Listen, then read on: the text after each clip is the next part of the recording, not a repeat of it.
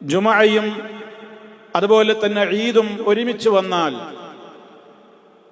ജുമഅ നിർബന്ധമുണ്ടോ? ജുമഅയിൽ പങ്കെടുക്കൽ ആവശ്യമുണ്ടോ? അതോ ഈദിന്റെ ആ ഒരു നിസ്കാരം നിർവഹിക്കുന്നതോടുകൂടി ജുമഅയുടെ ബാധ്യത നമ്മിൽ നിന്ന് മാറിപ്പോകുമോ? ഇതാണ് പലരും ഉന്നയിക്കാറുള്ള ഒരു സംശയം.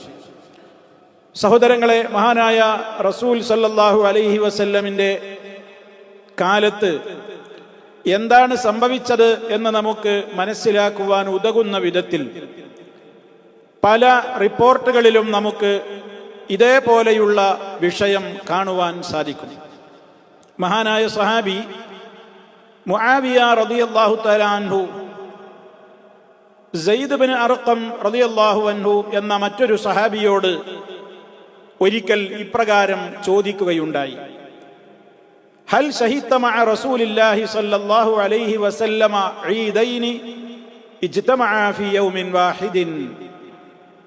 അതായത്, താങ്കൾ നബി സല്ലല്ലാഹു അലൈഹി വസല്ലമിന്റെ കൂടെ രണ്ട് ഈദ് ഒരുമിച്ച് വന്ന ദിവസം താങ്കൾ പങ്കെടുത്തിട്ടുണ്ടോ? ഉദ്ദേശിക്കപ്പെടുന്നത് വെള്ളിയാഴ്ചയും അതേപോലെ തന്നെ ഈദും ഒരുമിച്ച് വന്ന ദിവസം താങ്കൾ നബിയുടെ കൂടെ ഹാജരായിട്ടുണ്ടോ എന്നാണ് ചോദ്യം. സയ്യിദ് റളിയല്ലാഹു തആല അൻഹുവിന്റെ മറുപടി: അതെ, ഞാൻ പങ്കെടുത്തിട്ടുണ്ട്. മുആവിയ റളിയല്ലാഹു അൻഹു തിരിച്ചു ചോദിച്ചു: എങ്കിൽ കൈഫ സനഅ, എപ്രകാരമാണ് നബി സല്ലല്ലാഹു അലൈഹി വസല്ലമ അന്ന് പ്രവർത്തിച്ചത്? അപ്പൊ സയ്യിദ് റളിയല്ലാഹു തആല അൻഹു മറുപടി പറയുകയാണ്: സ്വല്ലൽ ഈദ സുമ്മ റഖസ ഫിൽ ജുമുഅ ഫഖാല മൻ ശാഅ അൻ യുസല്ലിയ ഫൽയുസല്ലി.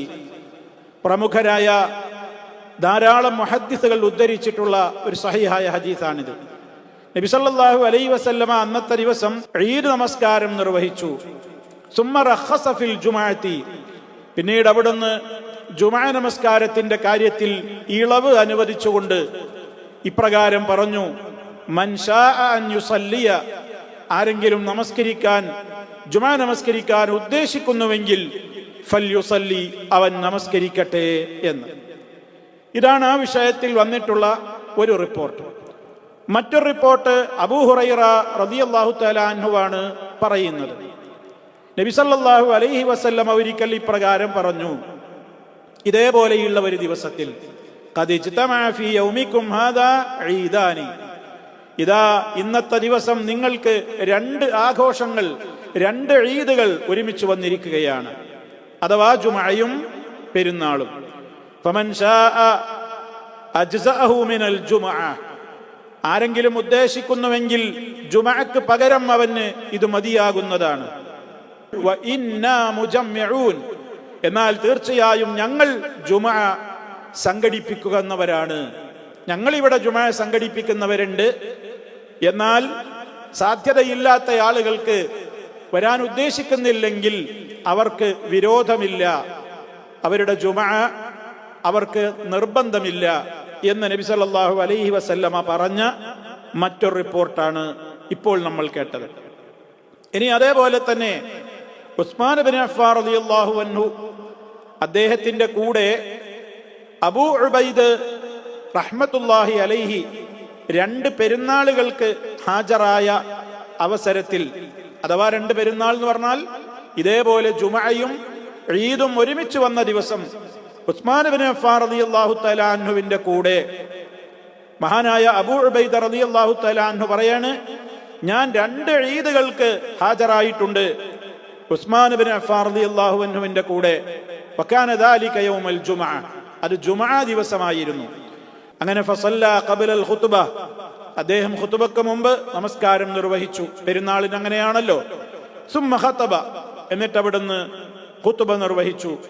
ആ ഖുത്ബയിൽ അവിടുന്ന് ഇപ്രകാരം പറഞ്ഞു: യാ അയ്യുഹന്നാസ്, ഹേ ജനങ്ങളെ, ഇന്ന ഹാദാ യൗമുൻ, ഇതാ ഇന്നത്തെ ഈ ദിവസം, ഖദ് ഇജ്തമഅ ലക്കും ഫീഹി ഈദാനി, ഇന്നത്തെ ദിവസം നിങ്ങൾക്ക് രണ്ട് പെരുന്നാളുകൾ അഥവാ ജുമഅയും ഈദും ഒരുമിച്ച് വന്നിരിക്കുകയാണ്.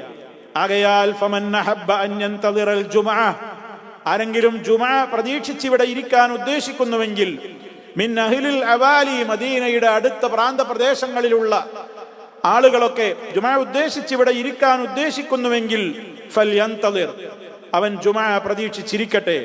ഇനി അതല്ല, വമൻ അഹബ്ബ, ആരെങ്കിലും ഇഷ്ടപ്പെടുന്നുവെങ്കിൽ അൻ യർജ, മടങ്ങിപ്പോകാനാണ് ഇഷ്ടപ്പെടുന്നത്, ജുമാക്ക് ഇരിക്കുന്നില്ല എങ്കിൽ ഫഖദ് അദിൻതു ലഹു, തീർച്ചയായും ഞാൻ അവന് അനുവാദം നൽകിയിരിക്കുന്നു എന്ന്.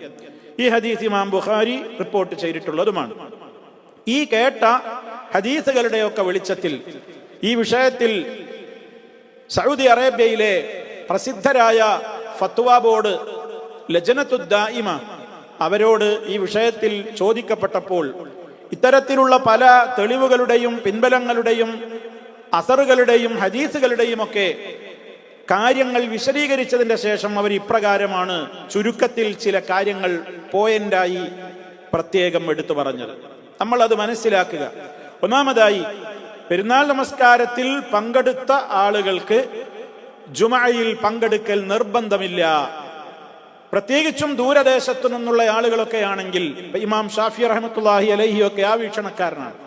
ദൂരദേശത്തു നിന്നുള്ള ആളുകൾക്കാണ് അങ്ങനെ അവർക്ക് അളവുള്ളത്, അവർക്കൊന്നും വരേണ്ടതില്ല, ഏതിലെങ്കിലും ഈ പെരുന്നാളിൽ മാത്രം പങ്കെടുത്താൽ മതി എന്ന വീക്ഷണമാണ് മഹാനായ ഇമാം ഷാഫി റഹ്മത്തുള്ളാഹി അലൈഹിക്കുള്ളത്. എന്നാൽ രണ്ടിലും പങ്കെടുക്കലാണ് കൂടുതൽ പുണ്യകരം, ഉത്തമം എന്ന കാര്യത്തിൽ തർക്കമില്ല. ഒരാൾ പെരുന്നാൾ നമസ്കാരം നിർവഹിച്ചു, ഇനിയിപ്പോൾ അയാൾക്ക് ജുമാക്ക് വരണമെങ്കിൽ കുറെ ദൂരെയാണ്, അല്ലെങ്കിൽ അയാൾ ജുമാക്ക് വരാൻ എന്തെങ്കിലുമൊക്കെ അയാൾക്ക് കുറച്ചൊക്കെ പ്രയാസങ്ങളുണ്ട് എങ്കിൽ മറ്റ് ദിവസങ്ങളെ പോലെയല്ല ജുമാ. ആ വ്യക്തിയെ സംബന്ധിച്ചിടത്തോളം, പെരുന്നാളിന്റെ നിസ്കാരത്തിൽ പങ്കെടുത്ത ഒരു വ്യക്തിയെ സംബന്ധിച്ചിടത്തോളം ജുമാ സാധാരണ വെള്ളിയാഴ്ചകളിലെ പോലെ അയാൾക്ക് നിർബന്ധമില്ല. എന്നാൽ അതിന്റെ അർത്ഥം അയാൾ ഇങ്ങനെ മടിപിടിച്ച് വീട്ടിലിരിക്കണമെന്നാണോ? അല്ല. അയാളുടെ അടുത്ത് പള്ളികളുണ്ട്, സൗകര്യം ഉണ്ടെങ്കിൽ അയാൾ ജുമാക്കും പോകൽ തന്നെയാണ് ഉത്തമം. ഇന്നത്തെ കാലഘട്ടം അങ്ങനെയാണ്. മുഴത്തിന് പള്ളികൾ, ഓരോരുത്തരുടെയും താമസ സൗകര്യങ്ങൾക്ക് അടുത്ത് തന്നെ പള്ളികളുണ്ട്, ജുമാ അവിടെ നടക്കുന്നുണ്ട്. അത്തരം ഘട്ടങ്ങളിൽ ആ ജുമായിൽ കൂടി പങ്കെടുക്കലാണ്, രണ്ടും നിർവഹിക്കലാണ് പുണ്യകരം. ഈ കാര്യമാണ് ഒന്നാമതായി അവർ എടുത്തു പറഞ്ഞത്. രണ്ടാമതായി എടുത്തു പറഞ്ഞത്, ഇത് പെരുന്നാൾ നമസ്കാരത്തിൽ പങ്കെടുത്തവർക്ക് മാത്രമാണ് ഈ ഇളവ്. ആരെങ്കിലും വ്യക്തികൾ പെരുന്നാൾ നമസ്കാരത്തിൽ പങ്കെടുത്തിട്ടില്ലെങ്കിൽ അവരെ സംബന്ധിച്ചിടത്തോളം അവർക്ക് ജുമാ നിർബന്ധം തന്നെയാണ്. അപ്പൊ പെരുന്നാൾ നമസ്കാരത്തിൽ പങ്കെടുത്തിട്ടുള്ള ആളുകൾക്ക് മാത്രമാണ് ഇങ്ങനെ ഒരു ജുമായുടെ കാര്യത്തിൽ ഇളവ് അനുവദിക്കപ്പെട്ടിട്ടുള്ളത്. ഇനി അതോടൊപ്പം തന്നെ നേരത്തെ കേട്ട ഹദീസിൽ നമ്മൾ മനസ്സിലാക്കിയല്ലോ, ഉസ്മാൻ റളിയല്ലാഹു തആല എന്ന് പറഞ്ഞില്ലേ, ഇന്നാ മുജമ്മിഊൻ വ ഇന്നാ മുജമ്മിഊൻ, തീർച്ചയായും ഞങ്ങൾ ഇവിടെ ജുമാ നിർവഹിക്കുന്നതാണ്, സംഘടിപ്പിക്കുന്നതാണ് എന്ന് പറഞ്ഞാൽ അതിന്റെ ഉദ്ദേശം എന്താണ്? ഇമാമിന് ജുമാ നിർബന്ധം തന്നെയാണ്. സാധാരണ ജുമാ സംഘടിപ്പിക്കുന്ന ഇമാമിനെ സംബന്ധിച്ചിടത്തോളം ആ ഇമാമിന് ജുമായും നിർബന്ധം തന്നെയാണ്. അദ്ദേഹം പെരുന്നാൾ നമസ്കാരത്തിനും നിന്ന ഇമാമ് തന്നെയാണ്, പക്ഷെ അദ്ദേഹത്തെ സംബന്ധിച്ചിടത്തോളം ജുമായും നിർബന്ധമാണ്. എന്താ കാരണം? പെരുന്നാളിന്റെ ആ നമസ്കാരത്തിൽ പങ്കെടുക്കാത്ത ആളുകൾക്കും അതേപോലെ തന്നെ ഏറ്റവും കൂടുതൽ ശ്രേഷ്ഠകരമാണല്ലോ രണ്ടിലും പങ്കെടുക്കൽ എന്ന നിലക്ക് വരാൻ ഉദ്ദേശിക്കുന്നവർക്കും വേണ്ടി ജുമാ അവിടെ സാധാരണ പോലെ തന്നെ സംഘടിപ്പിക്കപ്പെടേണ്ടതുണ്ട്. അതുകൊണ്ട് ജുമാ പള്ളികളിൽ മുടങ്ങാൻ പാടില്ല, ജുമാ നടക്കണം എന്നുള്ളതാണ് മൂന്നാമത്തെ കാര്യമായി എടുത്തു പറഞ്ഞത്. നാലാമതായി നമ്മൾ അതിൽ നിന്ന് പ്രത്യേകം എടുത്ത് മനസ്സിലാക്കേണ്ടതായി അവർ പ്രത്യേകം എടുത്തു പറഞ്ഞ കാര്യം എന്താണ്? ഇതുകൊണ്ട് ളുഹ്ർ ഒരിക്കലും നഷ്ടപ്പെടാൻ പാടില്ല. ളുഹ്ർ അതുകൊണ്ട് നിർബന്ധ ബാധ്യത ഇല്ലാതാകുന്നില്ല. ചിലരൊക്കെ അങ്ങനെ അഭിപ്രായപ്പെട്ടിട്ടുണ്ട്. പെരുന്നാൾ നിസ്കാരം നിർവഹിച്ചു കഴിഞ്ഞാൽ പിന്നെ അന്ന് അയാൾക്ക് പിന്നെ ജുമയും വേണ്ട, പകരം ളുഹ്റും നിസ്കരിക്കേണ്ടതില്ല എന്ന ഒറ്റപ്പെട്ട ചില വീക്ഷണക്കാരുണ്ട്. അത് ശരിയല്ല. മറിച്ച് ആ ജുമയിൽ ഒരാൾ വരാൻ ഉദ്ദേശിക്കുന്നില്ല, ജുമക്ക് ഒരാൾ പങ്കെടുക്കുന്നില്ലെങ്കിൽ അയാൾ എന്ത് ചെയ്യണം? അയാൾ ളുഹ്ർ 4 റക്അത്ത് നിസ്കരിക്കൽ അയാൾക്ക് നിർബന്ധം തന്നെയാണ്. അപ്പൊ ളുഹ്ർ ഏതായാലും ഒഴിവാകുന്നില്ല.